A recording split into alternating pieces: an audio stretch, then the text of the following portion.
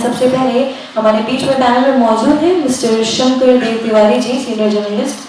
Sir को memento के साथ सम्मानित किया जाए। और इसके साथ साथ मैं आगे बढ़ना चाहूँगी मिस्टर पूरन दावर जी से कि सर यहाँ पर आए मोमेंटो देने के लिए ऑफ दिस पैनल। आगे बढ़ते हुए let me also ask Mr. Sarvakya Shekhar Gupta.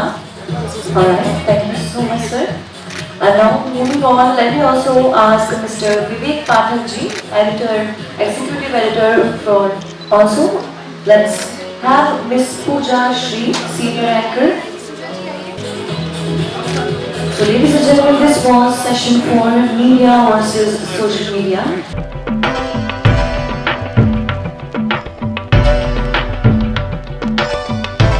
Bharat काल में एक उदाहरण मुझे अभी बैठे बैठे याद आया कि जब गुरु द्रोणाचार्य से कहा गया कि अश्वत्थामा मारा गया, तो उनका अधूरी सूचना पहुंचाने का मकसद तो था, लेकिन शंखनाद हुआ और शंखनाद में वो ध्वनि, क्योंकि युधिष्ठिर को धर्मात्मा कहा जाता था, सत्यवादी कहा जाता था, और युधिष्ठिर अपनी छवि पर भी प्रश्न चिन्ह नहीं आने देना चाहते थे, तो युधिष्ठिर ने बाद में पूरी जानकारी तो दी, लेकिन कृष्ण क्योंकि कूटनीतिक युद्ध थे, तो कृष्ण ने शंखनाद का इशारा किया और शंखनाद करा दिया गया। तो गुरु द्रोणाचार्य तक सही सूचना नहीं पहुंची और इसी कारण उन्होंने अस्त्र शस्त्र रख दिए, और शायद महाभारत के युद्ध का परिणाम ये नहीं कुछ और होता अगर उस दिन गलत सूचना का प्रसार नहीं हुआ होता।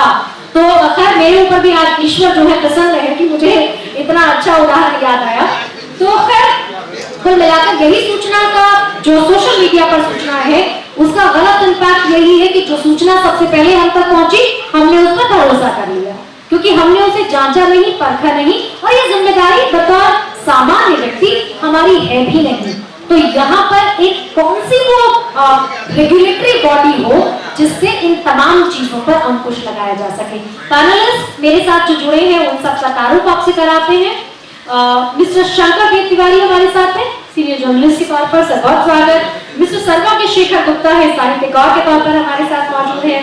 विवेक पाठक जी हमारे साथ मौजूद हैं, सीनियर जर्नलिस्ट के तौर पर हैं।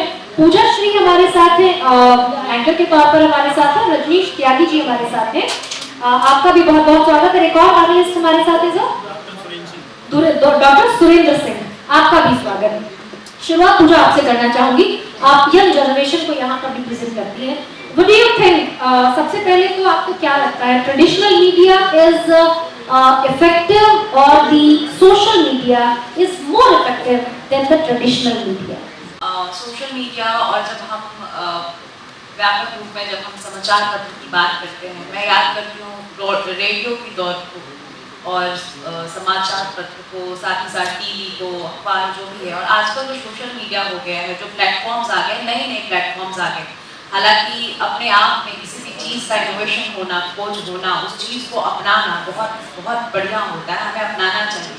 लेकिन जिस तरीके से हमने फ़ोन को अपनाया है, उस तरीके से हमने उसका यूज़ भी देखा है और मिसयूज़ भी देखा है। तो इन चीज़ों को, तमाम चीज़ों को, क्योंकि मैं यहाँ पे यूथ आइकन की तरह यूथ को रिप्रेजेंट कर रही हूँ, जैसा कि मैम आपने मुझे बताया, मुझे ऐसा लगता है कि यूथ होने के नाते अगर इसमें 2-4 भी यूथ मेरे एज के बैठे हुए हैं तो उनको ये संदेश मेरे से जरूर जाना चाहिए कि मिसयूज और यूज में बहुत ही डिफरेंस होता है, और इस डिफरेंस को आप एक फाइन लाइन डिफरेंस बोलते हो जो आजकल के बच्चे नहीं समझ पाते हैं।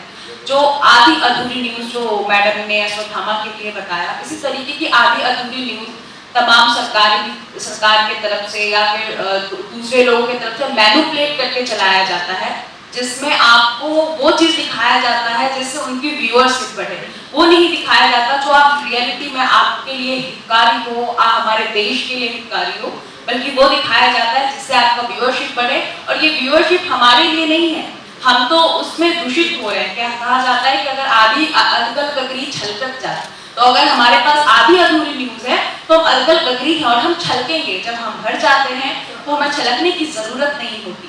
तो मुझे ऐसा लगता है कि यूथ को ये बहुत ज्यादा समझना चाहिए कि आपको क्या चुनना है, किस प्लेटफॉर्म को चुनना है। आपको कॉलेज के टाइम से आपको पता होता है कि आपको किस प्लेटफॉर्म को चुनना है, किस प्लेटफॉर्म को किस तरीके से यूज करना है। हालांकि हम व्हाट्सएप को अगर मैसेज की तरह यूज करे, उनको समाचार पत्र की तरह ना यूज करे तो ज्यादा बेहतरीन होएगा।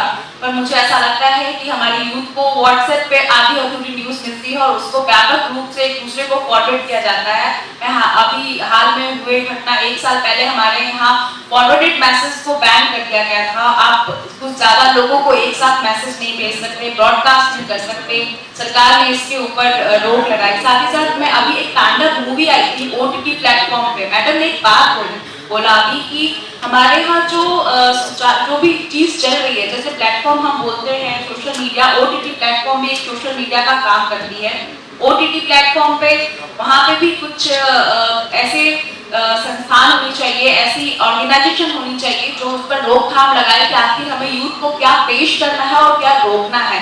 क्योंकि आज के यूथ जो है वो बहुत जल्दी ग्रैब करते हैं और गलती बहुत जल्दी ग्रैब कर लेते हैं। तो मुझे ऐसा लगता है कि इस चीज पर हमें व्यापक रूप से ध्यान देना बहुत ही अनिवार्य हो गया है। बहुत बहुत धन्यवाद। पूजा, अगर being a representative of a youth अगर ये बातें कह रही हैं तो यकीनन इन बातों पर गौर करना और इन पर चर्चा करना लाजमी हो जाता है, क्योंकि वो यूथ जो OTT प्लेटफॉर्म्स पर हर तरह का कंटेंट देख रहा है, उससे एंटरटेन हो रहा है, तो मेरा ख्याल से अगर उसमें जो गलत इम्पैक्ट के बारे में बात अगर यूथ ही आगे आकर करता है तो यकीनन फिर हम कह सकते हैं कि देश जो है हमारा जिम्मेदार हाथों में ही है, हमारे देश का भविष्य जिम्मेदार हाथों में है। क्योंकि जाहिर सी बात है कि एक बच्चे को वो कंटेंट जो उसे नहीं देखना चाहिए, क्योंकि मैं भी मदर में ये बात कह सकती हूँ कि मेरा बच्चा अगर कार्टून चैनल भी देखता है फोन पर, नॉट ऑन TV और not on the other devices और द गैजेट्स, अगर बच्चा कार्टून चैनल भी देख रहा है तो अचानक से क्या पॉपअप होकर ऊपर आएगा आप भी नहीं जानते, जो कि निश्चित ही पॉल्यूट करता है उस इमेच्योर ब्रेन को, जिसको उतना अभी एक्सपोजर नहीं दिया जाना है, लेकिन एक्सपोजर दिया जा रहा है। तो निश्चित ही ये तमाम चीजें कंसीडरेबल हैं और कंसीडर की जानी चाहिए। तो आगे बढ़ते हैं। मिस्टर सर्वज्ञ शेखर गुप्ता हमारे साथ हैं। सर, साहित्य क्योंकि समाज का दर्पण कहा जाता है, हम कहते हैं कि समाज जो जैसा होता है साहित्य उसको दिखाता है। हम प्रेमचंद से लेके हम निराला जी की बात कर सकते हैं, हम महादेवी वर्मा की बात करते हैं, या हम तमाम ऐसे साहित्यकारों का नाम लिया जा सकता है जिन्होंने जो लिखा उसमें हमें समाज का प्रतिबिंब नजर आया। मैंने तो बहुत छोटे पन से 14-15 साल की उम्र से पत्रकारिता शुरू की और आपातकाल को भी मैंने देखा, उसको भी कवर किया। और जिस समय मैं अखबार में संपादन करता था उस समय तो रेडियो से रीड ली जाती थी, रेडियो पे दी जाती थी और हाल क्या लिखते थे फिर उनको एलोबरेट करके कंपोजिंग के लिए तब अखबार छपता था। बाद में टेलीप्रिंटर आ गया, टेलीप्रिंटर से भी रॉ लेकर आते थे, वो इंग्लिश में होता था, फिर उसके हिंदी ट्रांसलेशन करके परिभाषा थी शुरू से ही। वो ये थी कि journalist is a person who produce reports based on facts and evidences. आजकल केवल रिपोर्ट रह गई है, फैक्ट और एविडेंस खत्म हो गया है। जिसके मन में जो आता है वो लिखता है। ये एक और बड़ी नई ट्रेंड शुरू हो गया है, forwarded as received. Forwarded as received कह के लोग अपना पल्ला झाड़ना चाहते हैं कि जैसा हमको मिला वैसा हमने आपको भेज दिया। बड़ी गलत है, ये जिम्मेदारी उसकी भी है। और जैसा कि आपने कहा कि एक रेगुलेटरी बॉडी होनी चाहिए, तो मैं बड़े खेद और क्षमा के साथ कहना चाहता हूं कि हम लोग बहुत सालों तक गुलामी में रहे और डंडे के बिना काम करना नहीं जानते हैं, इसीलिए बिना रेगुलेशन के कोई काम नहीं होता। हिंदी हमारी मातृभाषा है, लेकिन हिंदी को अपनाने के लिए भी, सरकारी कार्यालयों में अपनाने के लिए भी संविधान में व्यवस्था करनी पड़ी और कानून बनाने पड़े। हेलमेट पहनने के लिए, मास्क पहनने के लिए भी चालान करना पड़ा, तब लोगों ने कर पाएंगे। या फिर ये निहायत जरूरी है इस मौके पर जब कोई भी उठकर कुछ भी कह नहीं रहा। आपको देखिए, जो विषय है वो शब्द जोड़ा गया है, शोषक और मिशन के रूप में जो कार्य लेकर किया जा रहा था, उसे नारद जी ने मिशन चलाया। उस मिशन में हम लोग पत्रकार एक नए नाम से संबोधित हो रहे थे। पत्रकारिता काम पत्रकारिता करने लगे तो पत्रकार कहलाने लगे। उसका अंग्रेजी शब्द उन्होंने जिसने भी चुना मीडिया, लेकिन जो सोशल शब्द था वो हमको जबरन थोपाया। मिशन के बीच में जो सामाजिकता थी, कोई सामाजिक बात कर रहा है, कोई सामाजिक बात कह रहा है, तो वो सामाजिक के क्षेत्र में अपने सामाजिक प्राणी के रूप में कह रहा और उसको हम लोगों के साथ समायोजित कर देना, पत्रकारिता के क्षेत्र में उनको जोड़ देना। एक चौराहे पर, जैसे पिछले सत्र में अग्निहोत्री जी ने उदाहरण दिया था बहुत अच्छा, कि चौराहे पर खड़े होकर वो कोई कह गए टिकट पर 15 पेट्रोल पंप है, 6 करोड़ है, या हमने अमुक व्यक्तिगत रूप से किसी की प्रॉपर्टी की कोई गलत जानकारी दे दी और उनमें एनिमिटी पैदा हो गई और उस एनिमिटी में मर्डर हो गया और वो केवल हमने फेसबुक पर लिखा और देखा और घटना घट गई, आग लग गई,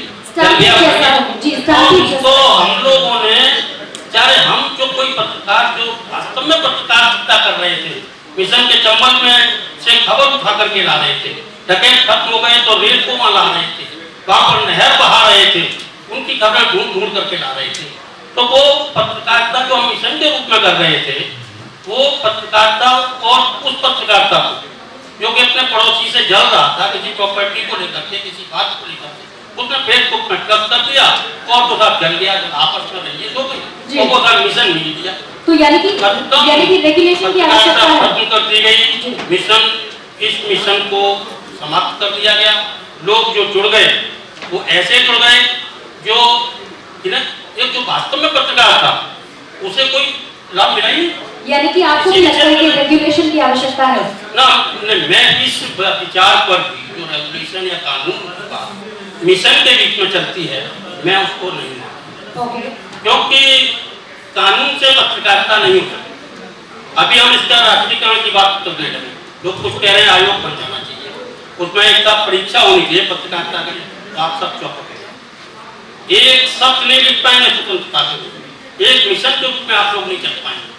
ये केवल यह डर लग रहा है कि हमसे नहीं कोई तत्व हमारे साथ शामिल नहीं होता।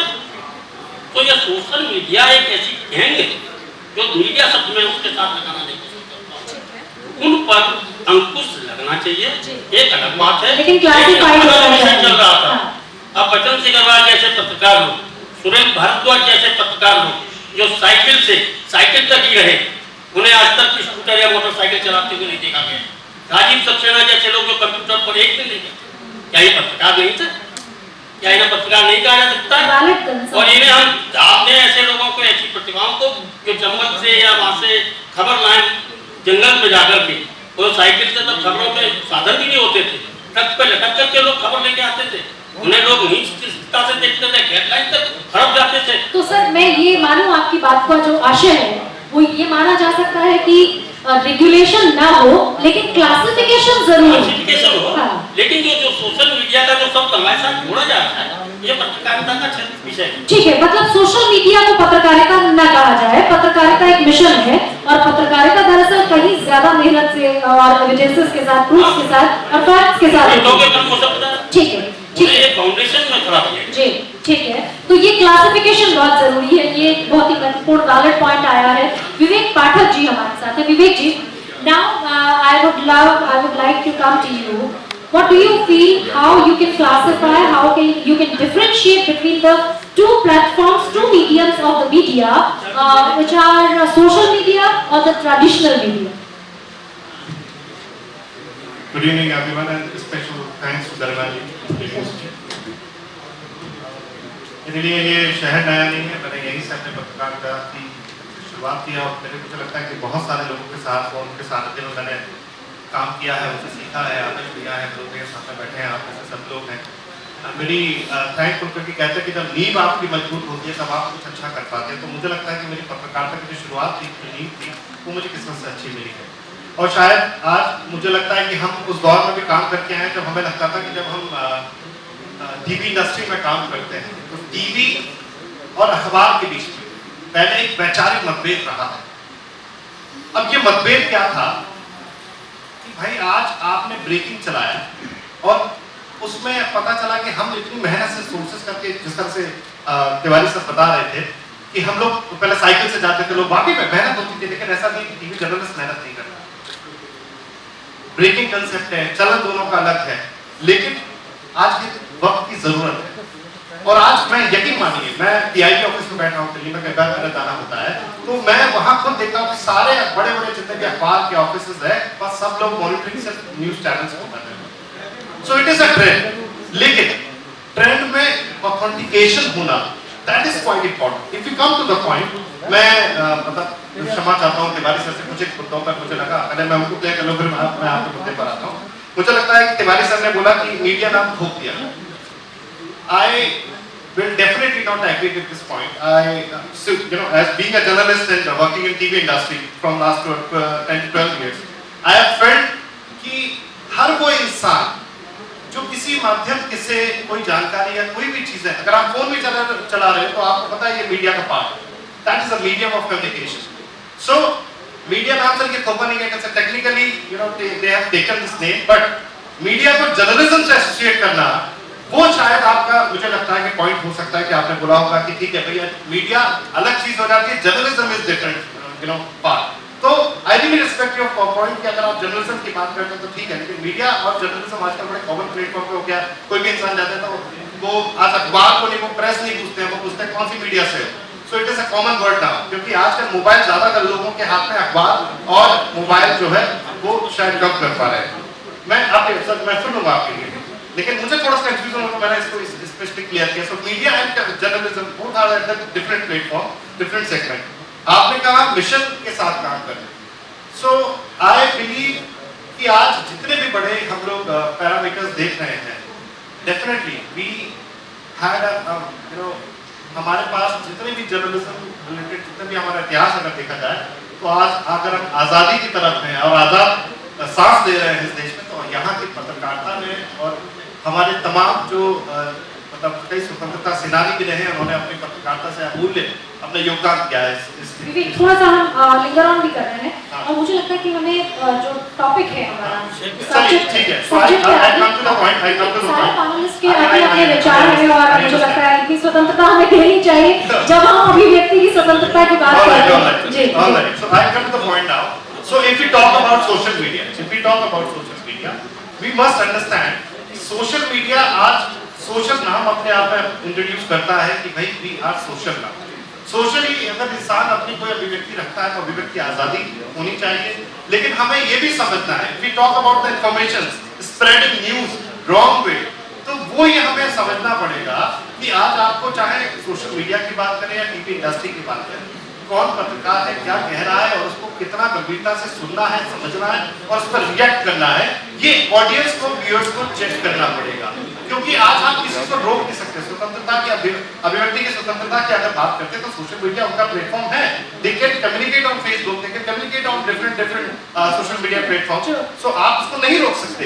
और what do you feel, Vivek, right now at this point of time, what do you feel that which is the authentic platform of giving and communicating the news, which is the important and valuable platform? Authenticate को मैं सिर्फ इतना ही बोलूँगा कि अगर हम authentication की बात करते हैं तो अखबार सबसे पहले आता है, और इसके बाद बात हम करते हैं टीवी चैनल्स की।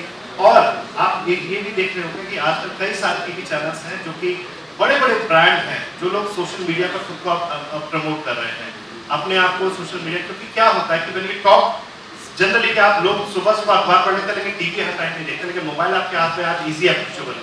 तो आजकल अप्रोच का जमाना, इन्फॉर्मेशन आप तक कितना इजी एक्सेस होगा, इतना इजी अप्रोचेबल होगा, that is the point.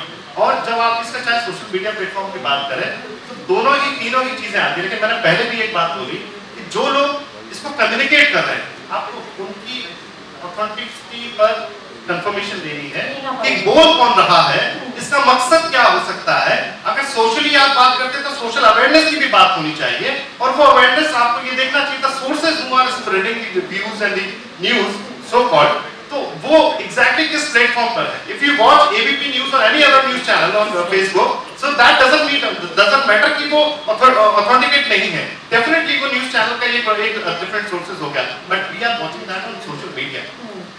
C so this is the only difference. आपको अगर दोनों के बीच में अगर कुछ चीज समझनी है और सोशल मीडिया का अगर वाकई में अवेयरनेस देखना है, I can name so many people I have seen in last few months, Ajit Anjum ji, ठीक है, अभिसार जी, so many of people who are definitely working. But the important thing is views are not news. I must say the most important and the considerable thing is that views can't be the news. You are free to state your views, but you are not giving the news. So we have to be more sensible. We have to be more, more sincere. And while we are receiving the news, while we are grabbing the news, we have to be as a, as an audience. हमें मेरे ख्याल से ज़्यादा बेहतर हो जाने की जरूरत है कि हम WhatsApp पर जो संदेश प्रसारित हो रहे हैं उनको न्यूज ना समझें, उनको व्यूज समझकर ही अगर रहेंगे तो ज्यादा बेहतर है। बाकी पैनलिस्ट के पास जाते हैं। रजनीश त्यागी जी हमारे साथ हैं।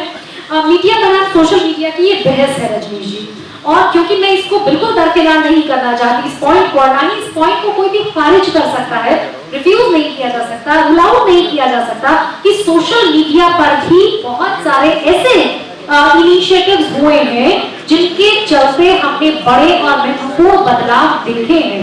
तो सोशल मीडिया और मीडिया की जो बहस है, मैं सबसे पहला सवाल तो आपसे यही पूछना चाहती हूँ कि दोनों मीडियम्स को आप कहाँ आंकते हैं?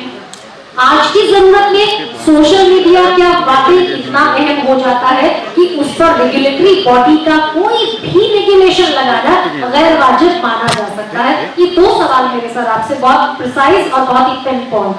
आपको और सभी पत्रकार बंधुओं को और पूरे देश को दो बातें समझनी होंगी। अभी सुबह से कई बार चारों खंभों की बात हुई।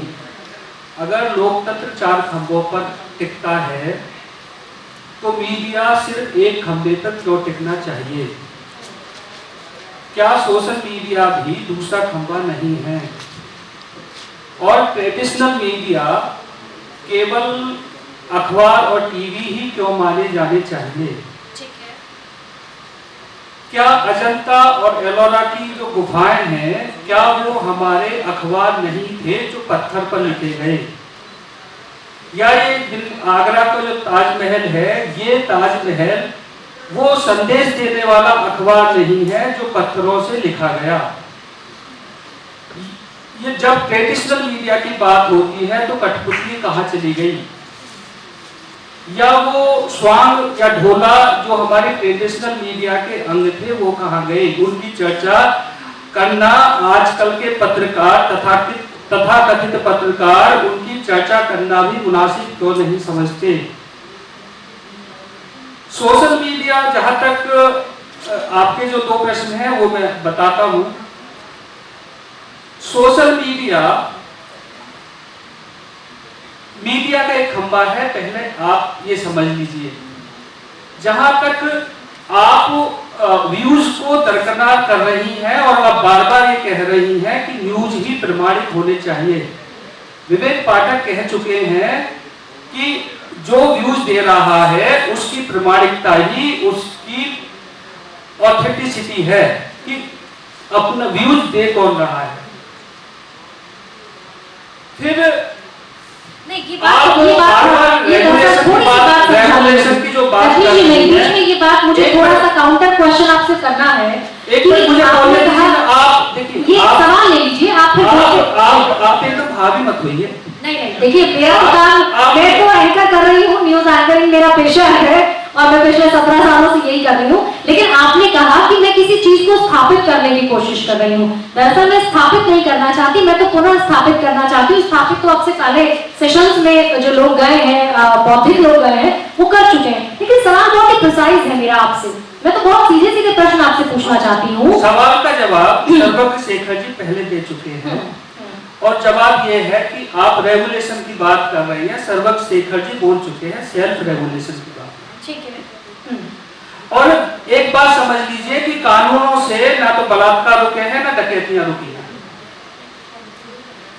सामाजिक जागरण की जरूरत है, और जो हमेशा लोक जागरण जिसको कहते हैं वो हर समय जरूरत पड़ती है। और जिस रेगुलेशन की आप बात कर रही हैं वो अल्टीमेटली सेंट्रलाइजेशन हो जाता है, उस पर कुछ लोगों का कब्जा हो जाता है। 150 करोड़ की जनसंख्या में केवल कुछ अखबार और कुछ टीवी 150 करोड़ लोगों की आवाज नहीं बन सकती। इसलिए हजारों अखबारों हजारों टीवी चैनलों के बावजूद भी करोड़ों लोगों के व्यूज महत्व रखते हैं। और अगर मेरा मन करता है कि मुझे 4 बजे कोई ख्याल आता है, सुबह के 4 बजे, तो वो ख्याल में लिखने की आज मेरे पास मंच है, मेरे पास ऑप्शन है। मुझे याद है 89 में जब चुनाव हो रहे थे तो मैं ट्रांजिस्टर लगाकर 1 बजे 2 बजे 3 बजे 4 बजे के न्यूज सुनता था, बीबीसी का इंतजार करता था। फिर मेरे लिखने की आदत हुई तो मैं मोटरसाइकिल उठाकर दैनिक जागरण जाता था, हिंदुस्तान जाता था, उस समय आज अखबार चलता था तो लेटर टू एडिटर देने जाता था। आज मुझे मोटरसाइकिल उठाकर लेटर टू एडिटर देने के लिए आज अखबार दैनिक जागरण या हिंदुस्तान जाने की जरूरत नहीं है। जो मुझे ख्याल आएगा तो मैं लिख दूंगा। फिर मेरे सामने एक समस्या बहुत बार आई और आज भी आती है कि कुछ अखबार ये समझते हैं कि अगर उनका फोटो नहीं छापा तो अखबार नहीं, खासतौर से कुछ पत्रकार नीचा दिखाने के लिए कि इस कार्यक्रम का फोटो छापेंगे, इस कार्यक्रम का फोटो नहीं छापेंगे, उसके यहाँ से एडवर्टाइजमेंट आएगा तो फोटो छापेंगे, इसका नहीं आएगा तो नहीं छापेंगे। मत छापो, आज एक साथ 30-40 फोटो डाले जा सकते हैं सोशल मीडिया पर। तो आप व्यूज के नाम पर, ऑथेंटिसिटी के नाम पर, रेगुलेशन के नाम पर सीधे क्योंकि मैं इस टेबल में बात करने वाला नहीं हूं, लेकिन बार बार एक चीज को आप एस्टेब्लिश करने की कोशिश करती हैं, तो ये मुझे लगता है कि 150 करोड़ लोगों पर सेंट्रलाइजेशन, केंद्रीकरण के नाम पर, रेगुलेशन के नाम पर स्थापित होने की कोशिश की जाएगी बिजनेस हाउसेस के द्वारा। यहाँ पर I would interrupt in this point of time because आप ये भी जानते हैं ना, औपनिवेशिक काल जब था भारत का, तो जो अंग्रेज थे जो हम पर हुकूमत कर रहे थे, हमारे हाथ में संस्थाएं नहीं थी, हमारे हाथ में सत्ता नहीं थी, लेकिन हम ही वो देश थे ना कि जब नाजायज आवाज दबाने की कोशिश हुई तो उन्हीं अंग्रेजों को बाहर का रास्ता देखना पड़ा। तो सर हमारी ही सरकारें हम पर वो रेगुलेशन तो नहीं ला देंगी कि हम बोलने से महरूम रह जाए। ऐसा आप कैसे कह सकते हैं? अब जब हम सोशल मीडिया के रेगुलेशन की या फिर सोशल मीडिया के क्लासिफिकेशन की बात कर रहे हैं, तो क्या हम इस वजह को दरकिनार कर सकते हैं क्या कि यही वो सोशल मीडिया है जिसके चलते वैमनस्य पैदा हो रहा है, यही वो सोशल मीडिया है जिसके चलते फेक न्यूज स्प्रेड होती है? Can we rule out that? Can we rule out? हम नहीं कहते कि क्लासिफिकेशन दरअसल आप एक स्पेसिफिक माइंडसेट से अगर मुझे ये कहने की कोशिश कर रहे हैं कि मैं कुछ स्टैब्लिश करने की कोशिश कर रही हूँ, no I am not in the position here in this house कि मैं कुछ establish करूँ। I am asking questions. I am the moderator. You are the panelist. Let me know. You are free to say. You are free to give your views. But I am not at all establishing anything. I am not taking that. So now you are free to say. But yes, मैं इस बात पर तो जरूर जोर देना चाहूँगी कि बहुत सारे खतरे भी हैं और हमें उनसे वाकिफ भी होना होगा, आगाह भी रहना होगा और जरूरत के मुताबिक कदम भी उठाने होंगे। वो कदम क्या हो सकते हैं, इस पर मैं आपका नजरिया चाहूँगी। जो आपकी चिंताएं हैं जी, आप ये कह रही है आग और फूस को तो अलग अलग करना पड़ेगा ना। अगर फूस आग पकड़ता है तो आग और फूस को अगर आपने अलग नहीं किया तो ये आपकी गलती है कि वैमनस्यता फैल रही है। वैमनस्यता जो फैल रही है, जो आपको दिखाई दे रही है, या असहिष्णुता फैल रही है या कट्टरता फैल रही है, इसका मतलब वो माइंड कौन से है जहाँ वैमनस्यता फैल रही है? आप उन माइंड को ट्रेन करने के लिए आप स्कूल अलग से चलाने पड़ेंगे या अपना जो एजुकेशन सिस्टम है वो चेंज करना पड़ेगा या सिलेबस चेंज करना पड़ेगा। उसका सारा का सारा तो सोशल मीडिया को दे देना ये तो उचित नहीं है। आप पहले से ही ऐसा एक जनरेशन आपने पैदा कर दी है जिसको सही और गलत की पहचान नहीं है, तो ये फिर सोशल मीडिया पर गलत कह देना ये इसका इलाज नहीं है। ठीक है sir, social media is not bad. Social media is not bad. It should not be regulated. It should not be authenticated. That's what you are saying. What I do assume from your statements. Doctor Surendra हमारे साथ हैं। Doctor Surendra, मैं आपकी भी सहभागिता सुनिश्चित करना चाहती हूँ इस पैनल में। आपको क्या लगता है, क्योंकि अभी जैसे सर ने बोला है, रजनीश जी ने जैसे तमाम चीजें कही कि रेगुलेशन और क्लासिफिकेशन इसका तरीका नहीं है, तो क्या तरीका हो? एक और बात, जब हम तमाम चीजों पर चर्चाएं करते हैं तो मुझे लगता है कि हम प्रैक्टिकलिटी भूल जाते हैं कि 150 करोड़ की जनता जो है, जब हम दहेज के खिलाफ एक जनमानस नहीं तैयार कर पाए। अभी हाल ही में आपने कल का वीडियो है जो वायरल हुआ है, आयशा नाम की बच्ची ने साबरमती नदी में कूदकर इसलिए जान दे दी है क्योंकि उसके ससुराल वाले दहेज मांगते थे, क्योंकि उसका पति उसको घर छोड़ाया था, हाँ, कि अगर पैसा नहीं देंगे तो मैं तुमको नहीं रखूंगा। इसलिए उस 21 साल की बच्ची ने कूदकर साबरमती में आत्महत्या कर ली। हम राजा राममोहन राय को 1800 समथिंग में जब सती प्रथा देश में थी, उसके खिलाफ कितना संघर्ष करना पड़ा। क्या हम बात कर रहे हैं, हम अपने परिवार के 2 बच्चों को एजुकेशन प्रॉपर दे रहे हैं, लेकिन हम ये दावा नहीं कर सकते कि हमारे मेरे पैदा किए हुए दोनों बच्चे मेरे ही संस्कारों से, मेरी ही संस्कृति से जनित होंगे। तो कैसे हम ये दावा कर सकते हैं कि सरकार 150 करोड़ के देश में हर बच्चे को दूषित विचारों से दूर कर देगी? Is this practical in this world? Is this practical in this country? Let me know the practicality. Let me come up on the point where we can discuss the practicality of the point, practicality of the issues. So I mean, चर्चा करने के लिए सिर्फ चर्चा नहीं करनी है।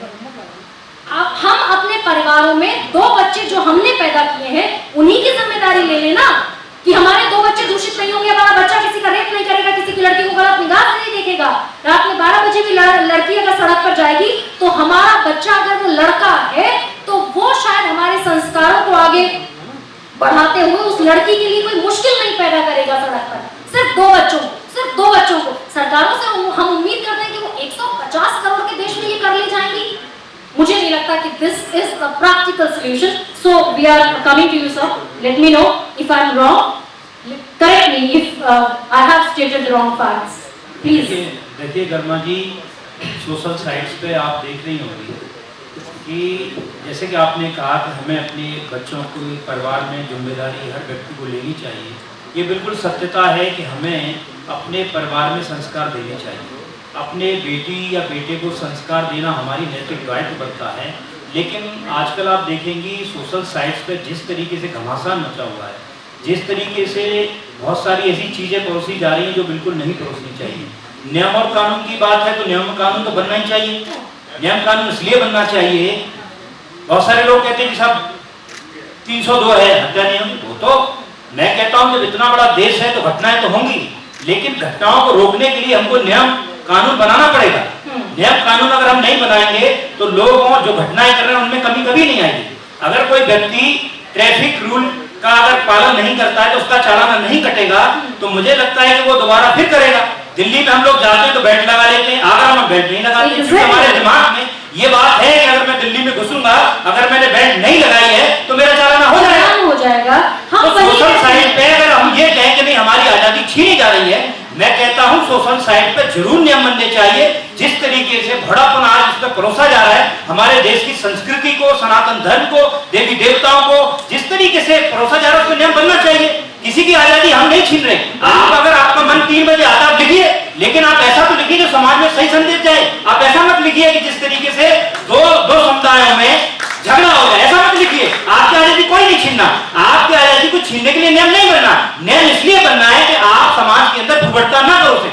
नियम इसलिए बनना है कि आप किसी की बहन बेटी के साथ बलात्कार ना करें। नियम इसलिए बनना है कि आप किसी की हत्या ना करें। नियम इसलिए बनना है कि रात में हमारी बहन बेटी महिलाएं अगर रोड पे जा रही है तो उनका सम्मान के साथ वो घर पहुंच पाए, उनका बलात्कार ना हो, उनके साथ डकैती ना पड़े। नियम इसलिए बनाना जरूरी है। मेरा मानना सिर्फ इतना है गर्मा जी कि देश के अंदर जब तक कानून नहीं बनेंगे, जब तक कानून नहीं बनेंगे तो ये घटनाएं बढ़ती जाएंगी। किसी भी शेर को खुलेआम अगर छोड़ देंगे और उससे ये कहेंगे कि नहीं तेरे लिए कोई नियम नहीं है, तो वो बकरी, कुत्ते, भेड़, होनी सबको खा जाएगा, हरण कर लेगा। तो इस तरीके से समाज में हमको बहुत महत्वपूर्ण है, सोशल साइट में नियम बनाना बहुत जरूरी है। मैं कहता हूँ ओटीपी प्लेट आप देखें किस तरीके का आज देखेंगे, बच्चा 2 बजे 3 बजे पता नहीं क्या क्या देख रहा है। हम कहते हैं हमारी ये नैतिक जिम्मेदारी है कि हमें अपने बच्चों पर, बेटियों पे पाबंदी लगानी चाहिए या उन पर नजर रखनी चाहिए, लेकिन 24 घंटे तो उन पर नजर नहीं रख सकते। लेकिन जो जिस तरीके से सोशल साइट पे हम परोस रहे हैं, लेकिन कहीं न कहीं तो बच्चे दूषित हो रहे हैं, तो इस पे नियम बनना जरूरी है। जो सरकार काम कर रही है वो बहुत नियमावली बननी चाहिए। समाज के अंदर अधिकार दिया है, कोई भी व्यक्ति अपनी बात कह सकता है, लेकिन वो बात ऐसी तो कहे जिसमें समाज में अच्छा संबंध आए। जहां तक पत्रकारिता की बात है, मैं कहता हूं पत्रकारिता की बात है, सोशल साइट पे सारे बड़े बड़े चैनलों ने अपने जो है सोशल साइट पे भी प्लेटफॉर्म बनाए, लेकिन वो प्लेटफॉर्म बनाए अच्छी बात सुनने के लिए। उन्होंने कोई फूहड़ का थोड़ी प्रश्न है। जिस तरीके से फिल्म इंडस्ट्रीज में ओटीटी के प्लेटफॉर्म सब जो आजकल जो चल रहा है, ऐसा तो चैनल नहीं कर रहे। अब आती है भाई पत्रकारों को कितना संघर्ष करना पड़ता है।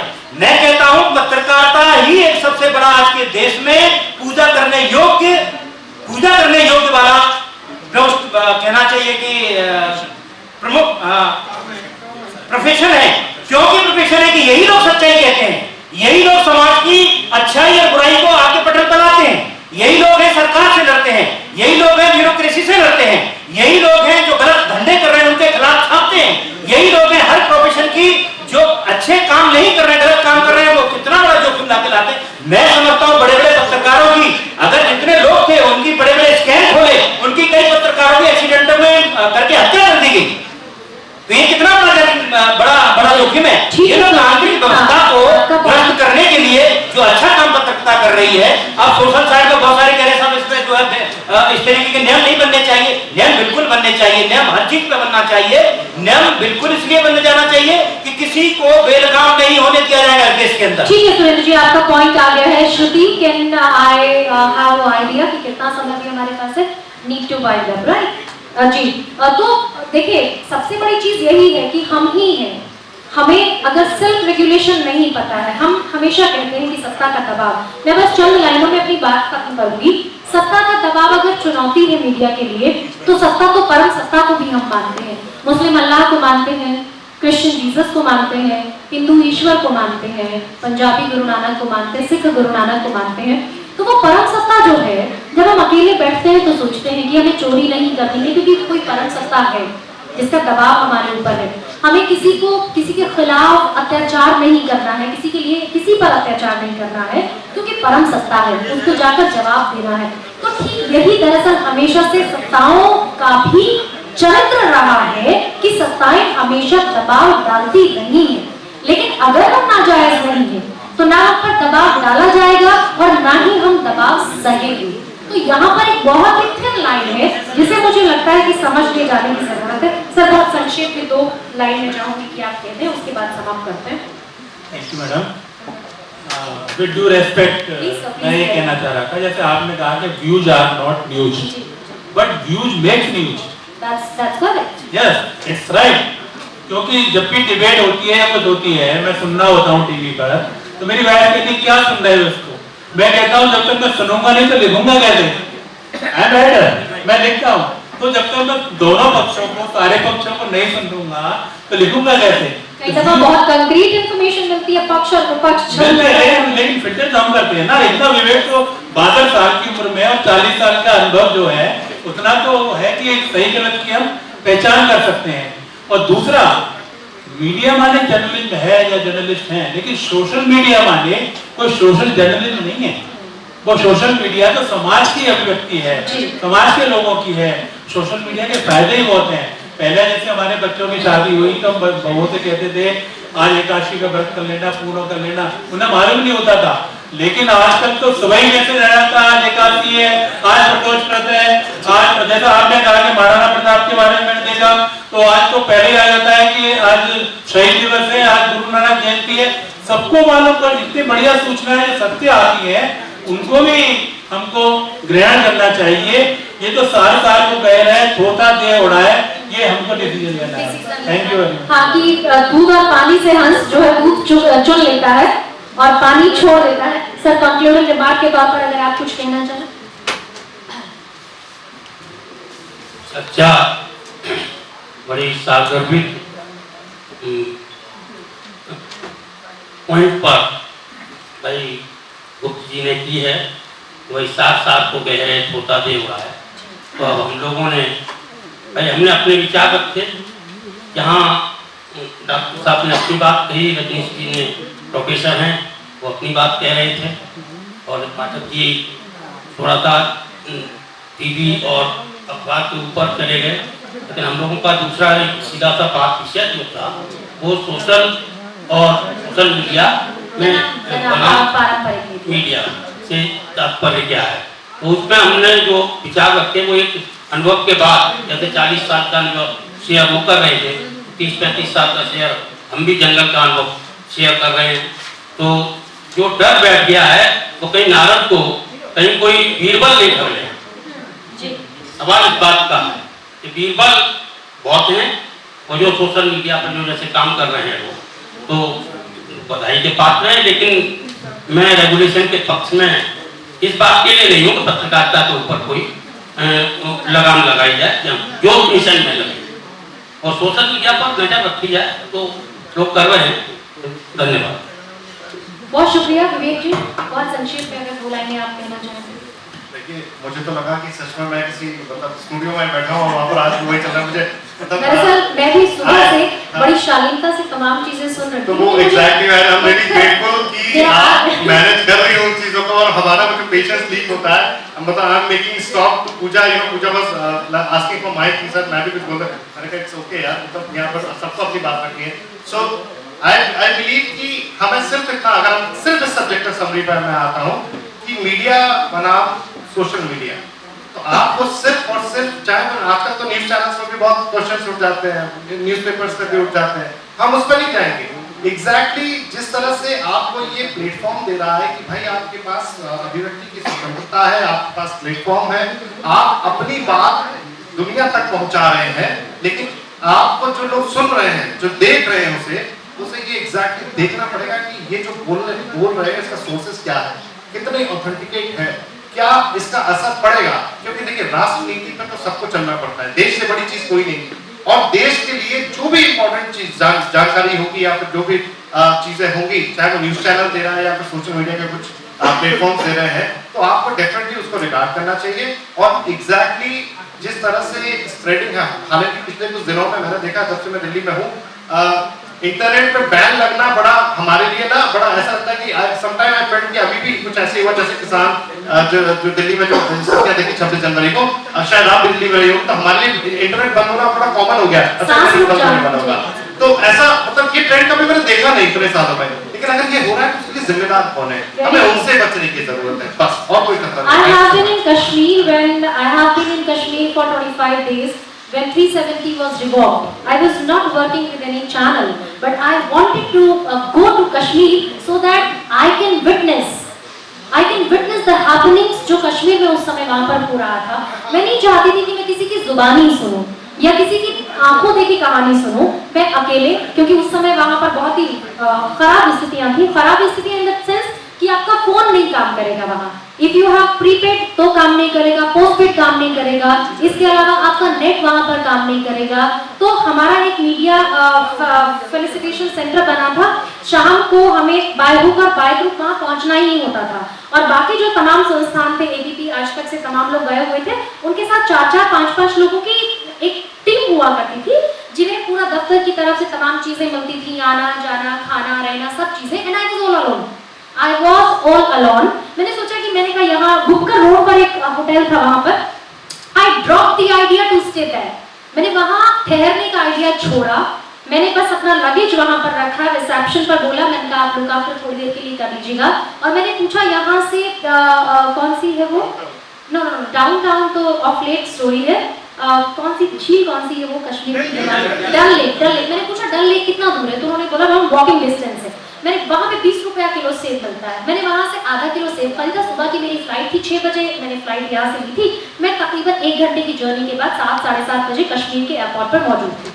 मैंने वहाँ से आधा किलो सेब खरीदे क्योंकि भूख लगी थी, 10 रुपए के सेब आए, और मैं डल लेक पर बढ़ती चली गई। तो बहुत सारे शिकारे वाले आपके पीछे लग जाते हैं, बहुत सारे हाउस बोट वाले आपके पीछे लग जाएंगे, जो पूछेंगे आपसे कि आप रुक जाइए, आप रुक जाइए, क्योंकि उस समय वो स्थिति थी कश्मीर की जिस समय टूरिस्ट वहाँ पीक पर होता है, लेकिन all of sudden over the night 370 वो हुआ, और वहाँ पर सब लोग दरअसल डर के मारे कुछ भाग गए, कुछ लोगों को भगा दिया गया, तो सब कुछ खाली पड़ा था। तो शिकारा वाला एक से मुझे लगा, उसको देख के मुझे लगा कि it can be trustworthy, and I dare, मैंने वो पता नहीं कहाँ से वो ताकत आई, being a lone girl, being a lone woman in this country, I dared to stay in that shikara, in that houseboat, and I stayed there for 7 days.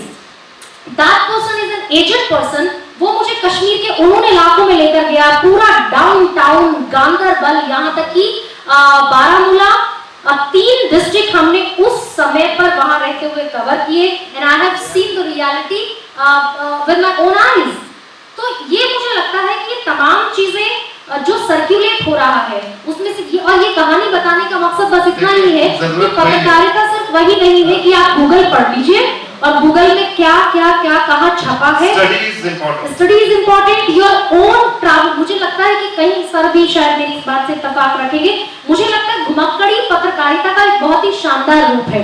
जब तक घूमेंगे नहीं अपने देश में, आपको नहीं पता कि कौन से स्टेट में कितने जिले हैं, कौन से जिले में कितनी तहसीलें हैं, कौन सा तहसीलदार कहाँ बैठता है, तहसीलदार का क्या काम होता है, जुडिशरी में मेट्रोपॉलिटन मजिस्ट्रेट क्या करता है, एटीजे क्या करता है, सेशन जज क्या करता है, हाई कोर्ट्स क्या करती है, सुप्रीम कोर्ट क्या करता है, एडिशनल सॉलिसिटर जनरल क्या होता है, सॉलिसिटर जनरल क्या होता है, अटॉर्नी जनरल क्या होता है। होने की बात हो रही है कि इन्हीं चीजों को काउंट करती है। जब तक इतनी सारी चीजें आपको नहीं पता होंगी, और मैं तो बहुत कम कह रही हूँ, बहुत कम कह रही हूँ, पत्रकारिता में आने से पहले मुझे लगता है अब नई पीढ़ी को ये समझने की जरूरत है कि बहुत कमर कस लेनी होगी। अगर आप पढ़ना चाहते हैं, जानना चाहते हैं, देखना चाहते हैं, तभी सिर्फ आप पत्रकारिता कर सकते हैं। And I am very much agree while I am concluding this session. हालांकि जिम्मेदारी मुझ पर है, मुझसे वरिष्ठ लोग यहाँ पर इस पैनल का हिस्सा है, मुझे लगता है जिम्मेदारी उनको मिले तो बेहतर है, लेकिन क्योंकि मैं यहाँ इस जिम्मेदारी पर बैठी हूँ, मुझे कंक्लूड करना है।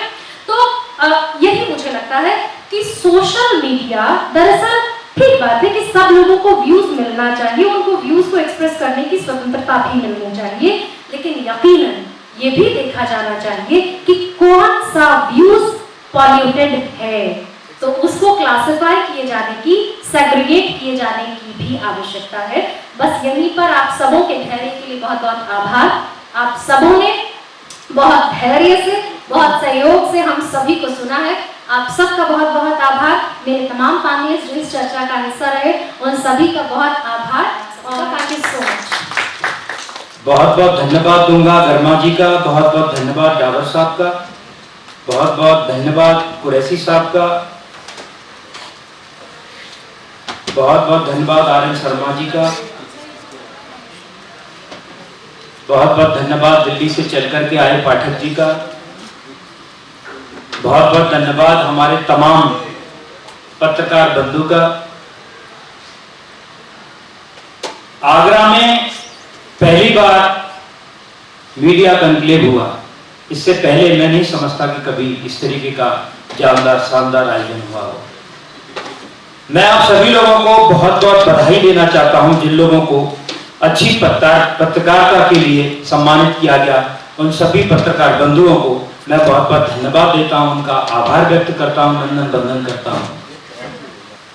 मैं सबसे ज्यादा धन्यवाद दूंगा रावी इवेंट्स को, मनीष जी को, जिन्होंने सारे कार्यक्रम को अच्छी तरह से मैनेज किया। और सबसे ज्यादा अगर आज इस पूरे कार्यक्रम में बहन गर्मा जी ने जिस तरीके से अच्छी तरीके से संचालन किया, मैं उनका बहुत बहुत आभारी हूं। आगरा शहर के सभी पत्रकार बंधु आभारी हैं, CCLA के सभी मेंबर आभारी हैं। आपका बहुत बहुत धन्यवाद, आभार आगरा की इस सरजमी पर। मेरा मानना यह है कि पत्रकारों का जो कार्य है वो इतना महत्वपूर्ण है इस समाज के लिए। देखिए, आरोप प्रत्यारोप तो नारद जी पे भी बहुत लगते थे, लेकिन नारद जी राक्षस के यहां भी जाते थे, देवी देवताओं के यहां भी जाते थे, और जो देवी देवताओं की भक्ति कर रहे होते थे उनके पास भी जाते थे, लेकिन वो सबके प्रिय थे। इसलिए मीडिया सबकी प्रिय है। लोगों को ऐसा नहीं सोचना चाहिए कि मीडिया मोदीमय हो गई है। कोई कहता है कि नहीं, ये तो कांग्रेस के हैं, मीडिया किसी की नहीं है। मीडिया जो सत्य है उसके साथ है। मीडिया जो समाज की कुरीतियों को दूर करने के लिए अपनी बात रखती है। मीडिया दलित, पिछड़े, शोषित के साथ है। मीडिया उनके साथ है जो देश में उनके अन्याय न हो, अन्याय न होने दे। मीडिया उनके साथ है। तो मेरा मानना सिर्फ इतना है कि इस तरीके के आयोजन होने से बहुत सारी चीजों पर यहाँ पर चर्चा हुई कि हमारी मीडिया के जो पत्रकार बंधु हैं मेरा मानना है कि आज के इस दौर में अगर कोई कम सैलरी पे काम कर रहा है तो वो मीडिया के बंधु हैं। उनको सबसे ज्यादा कम फैसिलिटीज अगर हिंदुस्तान में मिल रही हैं तो मीडिया के बंधु हैं। मेरा मानना यह है कि मीडिया के लोग जब रिटायरमेंट पे जाते हैं तो उनके लिए सरकार की कोई स्कीम नहीं है, ना उनको इंश्योरेंस मिलता है, ना उनको हो सकता है कुछ पत्रकारों को बेचारों को पेंशन मिलती हो, लेकिन इस तरीके की कोई व्यवस्था नहीं कि उनको मिलना चाहिए। तो मैं तो ये कहता हूं कि सरकार को मीडिया के बंधुओं के बारे में सोचना चाहिए कि तो मेरा मानना सिर्फ इतना है कि मीडिया के बंधुओं के लिए एक सरकार हेल्थ पॉलिसी शुरू करे जिसमें पूरा परिवार कवर्ड होना चाहिए। कोई भी अनहोनी हो तो कम से कम 1 करोड़ का उनको क्लेम मिलना चाहिए। पूरे परिवार की व्यवस्था होनी चाहिए, जैसा कि बोर्ड बनाने मेडिकल काउंसिल ऑफ इंडिया और जैसे कि लॉ बोर्ड वगैरह होते हैं, जैसे बात चल रही थी, होना चाहिए। लेकिन कुछ का मानना है कि इस पे बंदिश लग सकती है, लेकिन मेरा मानना है कि अच्छे लोग मीडिया में हैं और रहेंगे। जैसे कि हर प्रोफेशन में अच्छे लोग होते हैं वैसे मीडिया में भी हैं। अगर अच्छे लोग नहीं होते तो मीडिया आज इस तरीके से बहुत हाइट पे नहीं होती। इलेक्ट्रॉनिक मीडिया, प्रिंट मीडिया और फेसबुक पे तो हर आदमी मीडिया बन गया है। कहीं पर भी कोई घटना होती है सबसे पहले फोटो और वीडियो अपलोड कर देता है। मीडिया की बाद में खबरें आती हैं, फेसबुक से पहले खबरें आ जाती हैं। लेकिन फिल्टर जो खबरें हैं उनकी विश्वसनीयता क्या है, कोई व्यक्ति कहां से क्या डाल रहा है फेसबुक पर या सोशल साइट पे, कोई व्यक्ति क्या डाल रहा है उसको देखना बहुत जरूरी है, क्योंकि उनका समाज पर क्या इम्पैक्ट जा रहा है। कभी कभी ऐसी खबरें डाल दी जाती हैं कि समाज पर उनका दुष्परिणाम जाता है। असामाजिक तत्व कभी कभी ऐसी खबरें डाल देते हैं कि आपसी मनमुटाव हो जाता है। कभी कभी ऐसी खबरें डाल दी जाती हैं कि हिंदू मुस्लिम हो जाता है। ऐसी खबरों से बचना है, ऐसी खबरों को फिल्टर करना है। और सोशल साइट्स पे जिस तरीके से आज बहुत तेजी से लोग बढ़ रहे हैं, बहुत सारी तादाद हो गई है, सारे चैनल्स भी उसी पे आ गए हैं, ये एक अच्छा माध्यम है। मैं समझता हूं हिंदुस्तान के 140 से 50 करोड़ जनसंख्या हो गई होगी, लगभग ज्यादातर लोगों पर आज संसाधन है अपनी बात कहने का और अपनी बात रखने का और समाचार पाने का। तो इसलिए आप सभी लोग यहाँ पर आए, बहुत बहुत धन्यवाद, बहुत बहुत आभार। आप लोगों ने बड़े धैर्य से सुना, आप सभी पत्रकार बंधुओं ने यहाँ पर आकर के मान सम्मान हमारे कार्यक्रम का बढ़ाया, इसके लिए आपको बहुत बहुत धन्यवाद, बहुत बहुत आभार। और सीसीएलए की तरफ से, परिवार की तरफ से आपको बहुत बहुत धन्यवाद, आभार। इस कार्यक्रम में कोई भी त्रुटि हो गई हो, मैं सभी पत्रकार बंधुओं से क्षमा मांगूंगा। वैसे तो कभी कभी कार्यक्रम होते हैं तो छोटी मोटी त्रुटियां हो जाती हैं, लेकिन फिर भी मैं समझता हूं कि हम सब लोगों ने मिलकर के अच्छा करने का प्रयास किया है। आगे भी हम लोग अच्छा करने का प्रयास करेंगे, आगे भी इस तरीके के कंक्लेव, मीडिया के कंक्लेव होते रहेंगे, आप सब लोगों का सहयोग होता रहेगा। जिस तरीके से डावर साहब हमारे सारे कार्यक्रम में भागीदारी करते हैं, आज सुबह से उनका इंतजार था लेकिन वो लेट आए, तो लगा कि भाई एक महत्वपूर्ण व्यक्ति हमारे बीच में नहीं है, लेकिन वो आए, इसलिए उन्होंने हमारे कार्यक्रम का मान बढ़ाया, सम्मान बढ़ाया। मैं उनका भी बहुत बहुत धन्यवाद, आभार व्यक्त करूंगा। आप सभी लोगों ने यहाँ पर धैर्यपूर्वक जो आज इस कार्यक्रम की शोभा बढ़ाई, आप सभी लोगों को बहुत बहुत धन्यवाद, आभार, बहुत बहुत साधुवाद, सादर प्रणाम।